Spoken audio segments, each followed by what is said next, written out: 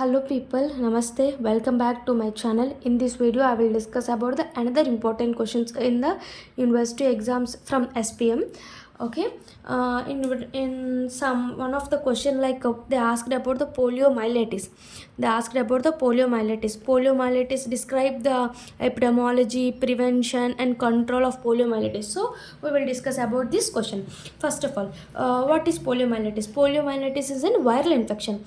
Okay, it is acute viral infection. What type of infection? Acute viral infection. And what viral infection? Like RNA virus. It consists of RNA virus. It is acute viral infection. It consists of RNA virus. Polio, when the polio is entered into the body, where it affects. First of all, how we can remember like this means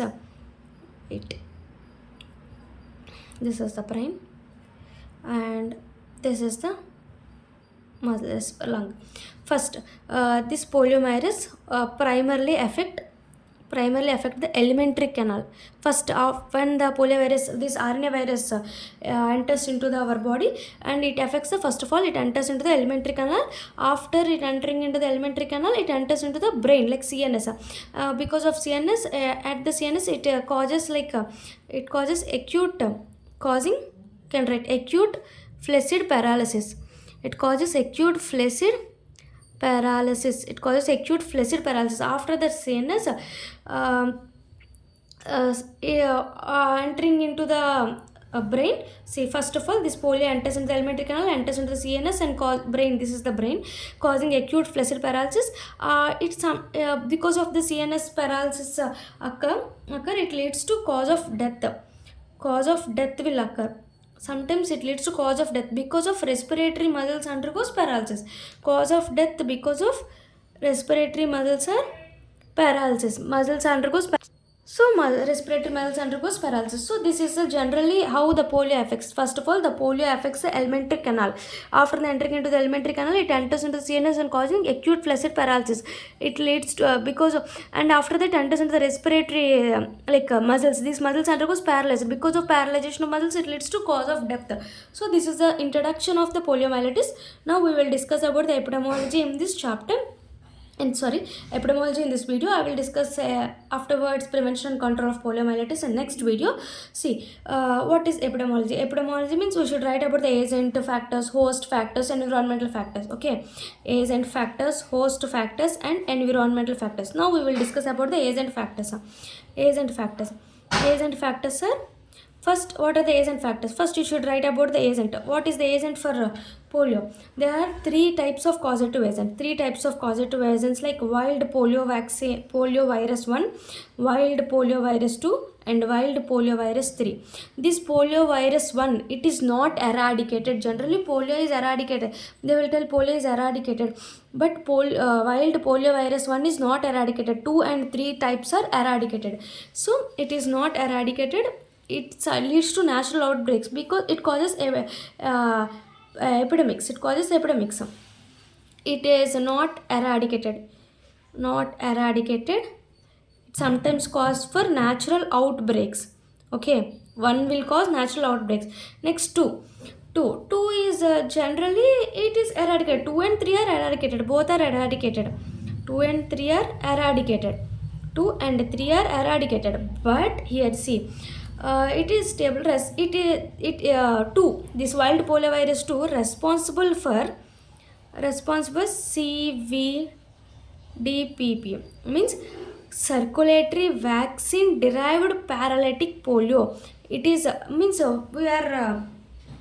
is vaccines. They are helpful for vaccine.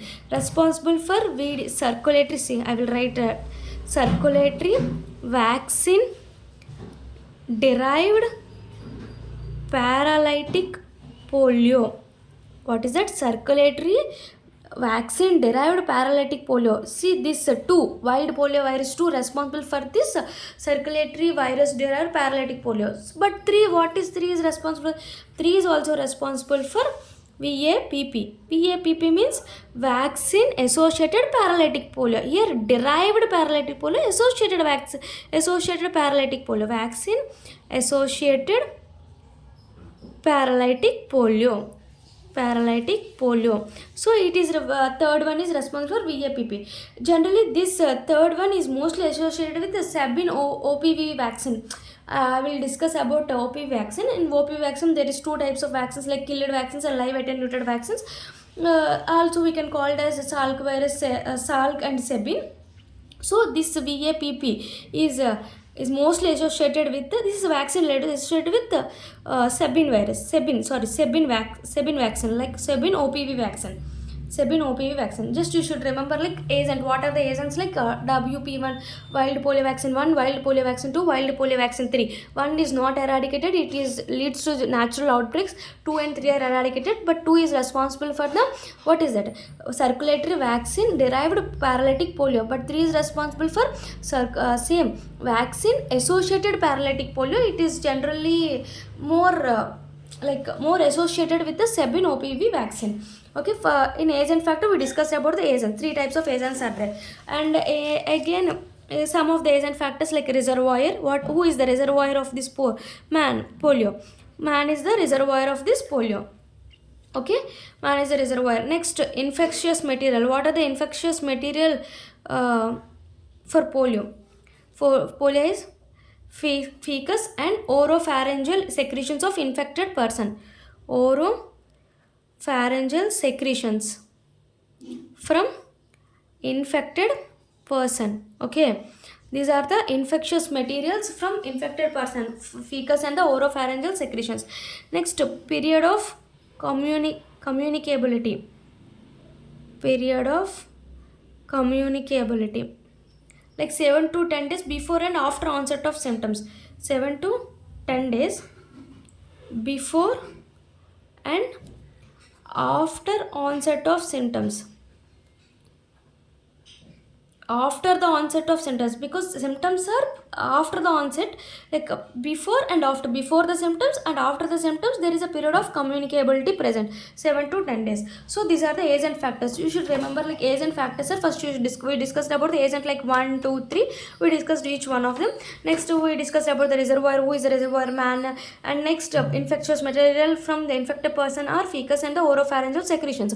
Next period of communicability. What is the period like before the onset of after at the onset of symptom, before and after there is 7 to 10 days before and after onset of symptoms. Okay, this is the period of communicability. Next we should discuss about the host factors. We discussed about the agent factors. Now we will discuss about the host factors. Okay, host factors. What are the host factors? Like age. What is the age? Children have more than adults. Adults also will cause polio, but children have more susceptible for polio, like less than children means less than 15 years also more susceptible for the polio. Next, after the age like sex means male are more common than female. Male like 3:1 ratio. Male are more common than female. Next, risk factors. What are the risk factors? Risk factors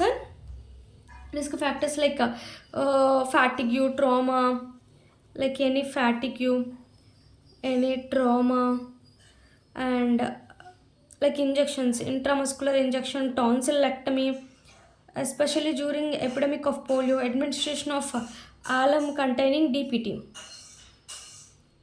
All these are risk factors for the polio. What are the risk factors? Trauma, intramuscular injections, and fatigue, tonsillectomy, and alum containing DPT are the risk factors of host factors in polio. Next, another host factor is immunity. You can know about the immunity. And see, when the baby born like 6 months until 6 months, baby has immunity because of the mother.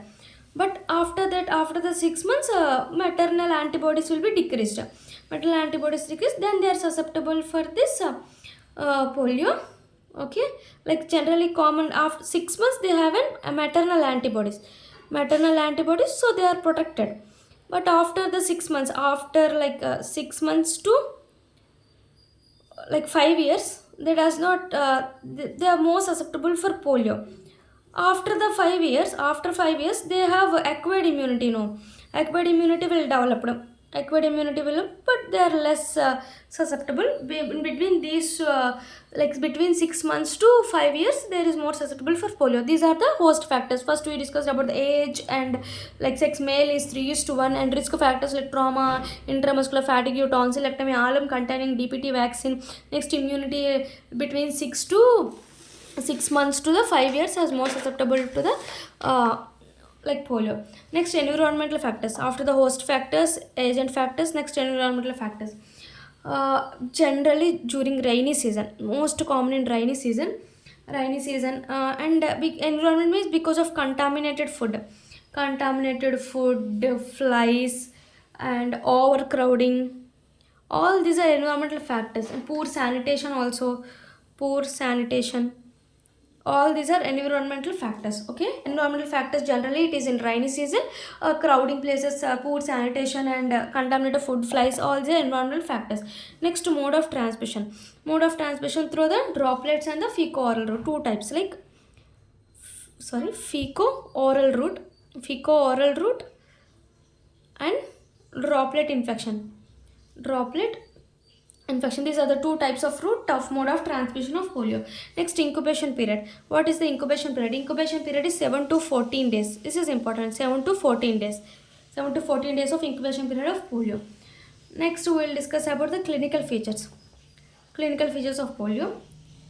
Okay, there are like three spectrums are present. Three are present. Wait a minute. First one is inapparent abortive polio.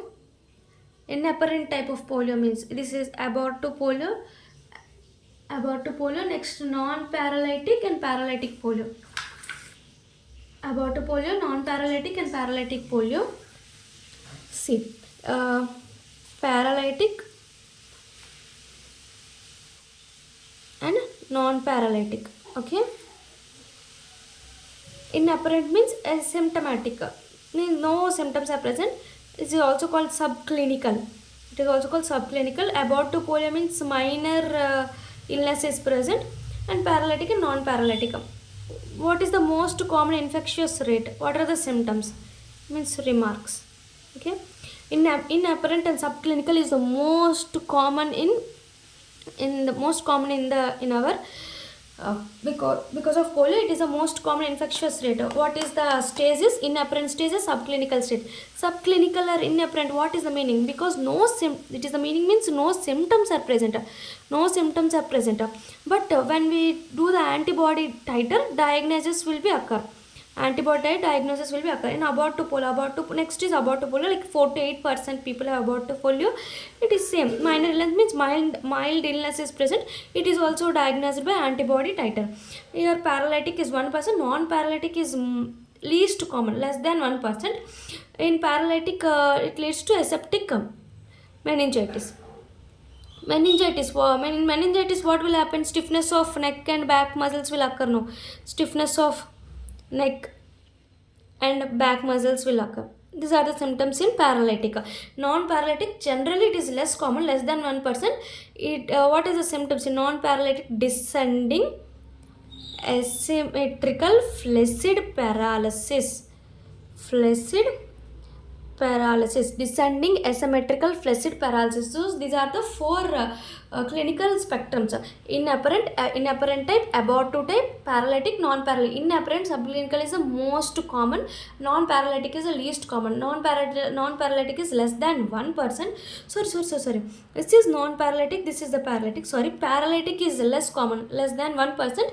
It is descending flaccid paralysis, causes descending asymmetrical flaccid paralysis. Non-paralytic is 1%, like it causes aseptic meningitis. In meningitis, what will happen? Stiffness of neck and the back of the muscles will occur. Abortive polio means it is mild illness, like generally mild illness is present. By diagnosis of antibody titer, we can diagnosed the polio. In this case also no symptoms are present, but it is diagnosed by isolation or rise in antibody titer will occur. So this is the we can divide this clinical spectrum. Next, another feature is present, like tripod sign is present. Tripod sign and How the paralysis now, how the paralysis will occur. First paralysis occur in descending order, starting at the hip. First at the hip, it start at the hip, then move downwards to distal parts of the extremities, moves down to the distal parts of extremities, all extremities, distal parts of extremities. Okay, from descending means starting at the hip and move to the distal parts of the extremities. And after that comes to the brain. Cranial nerves involvement will occur. Cranial nerves involvement, after the involvement, next it involves what are the cranial nerves, like bulbar type, bulbospinal type, all these are involved. After that flaccid paralysis will occur. All this involvement is there, no, leads to paralysis will occur. So first of all starts at the hip and comes to the distal parts of the extremities and involves a cranial nerve involvement like bulbar, bulbospinal. After that leads to paralysis. And here no sensory loss is occurs. No sensory loss, this is important point. In polio no sensory loss is present. Okay, cranial nerves are involved, it leads to paralysis, but no sensory loss will be there. Okay, these are the clinical features. Next we should discuss about the diagnosis. What is the diagnosis of polio? Diagnosis, first we should take the stool examination. Stool is the most what is it, gold standard confirmatory test for paralytic polio. Confirmatory test for paralytic polio. Okay, paralytic polio, it is a confirmatory test. After that CSF examination is also, because of cranial nerve involved, CSF examination will also be done in polio. And throat examination we can done also. Next blood examination, all this can be done, but most important confirmatory test is stool examination. Treatment is, there is no specific treatment, but we can prevent it by using vaccinations. All this in prevention and control I will discuss in another video. First I will summarize this epidemiology of polio. See, please listen carefully.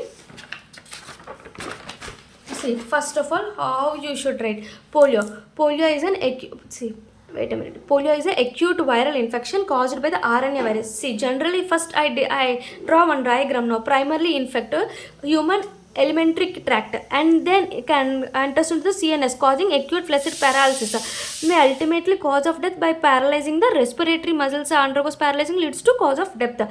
Epidemiological determinants like age and factor. First, agents have 3. VP, wild polio vaccine 1, 2, 3. 1 is most difficult to eradicate, natural outbreaks. It is eradicated. It is responsible for circulating vaccine derived paralytic polio. It is responsible for the circulating vaccine associated paralytic polio, and mostly it is also associated with Sabin OPV vaccine. Next, reservoir is, man is the reservoir. Most infections are subclinical and non-chronic carriers. Infectious material is feces and oropharyngeal secretions of infected person. Period of communicability is 7 to 10 days before and after onset of symptoms. And host factors are age. Generally children are more susceptible, and here sex is male, like 3:1 ratio. And risk factors like fatigue, trauma, intramuscular injections, tonsillectomy, especially during epidemics at polio, administration of alum containing DPT. And immunity is until 6 months, no